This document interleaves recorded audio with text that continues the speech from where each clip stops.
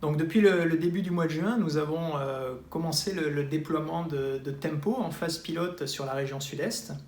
Le premier mois a été consacré à l'ensemble des entretiens mobilité des collaborateurs à qui on a présenté une projection de leur nouvelle fonction dans la nouvelle organisation. À la suite de l'ensemble de ces entretiens, on a déployé un plan de formation complet qui a permis à chacun d'acquérir les compétences nécessaires à l'accomplissement de leurs tâches au quotidien. En complément de ce plan de formation, on a mis en place également des tuteurs qui permettent de donner à chacun d'avoir un interlocuteur qui permet de répondre à leurs problématiques du quotidien. Et on a été accompagné dans cette démarche-là par l'ensemble de l'équipe projet, l'ensemble de l'équipe des ressources humaines sous l'impulsion de la direction. Et comme toute phase pilote, on a participé à la construction de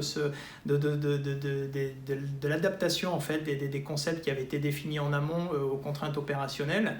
Et je dirais notre retour d'expérience aujourd'hui nous permet de faire bénéficier de notre vécu sur les premières semaines et donc je dirais d'améliorer, je pense, pour nos collègues les conditions de déploiement de Tempo.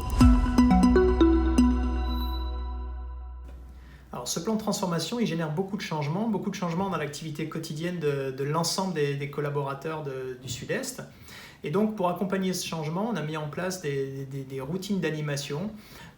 Certaines sont hebdomadaires, d'autres sont mensuelles, qui permettent de faire un point sur la mise à disposition des informations, sur les problématiques que l'on rencontre au quotidien, sur la nécessité de travailler en équipe et de partager de façon fluide l'information dans toute la chaîne du traitement du besoin du client. Je dirais que jusqu'à présent, on avait une mémoire familiale assez locale et il faut que cette mémoire devienne collective de façon à améliorer la qualité et la performance de nos prestations dans le traitement du besoin du client, depuis l'acte commercial jusqu'à l'émission de la facture.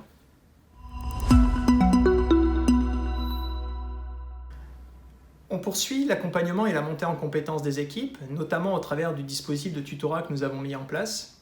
Petit à petit, nous trouvons les solutions aux problèmes du quotidien et je dirais que l'état d'esprit et l'engagement des équipes feront à coup sûr de ce déploiement un réel succès collectif.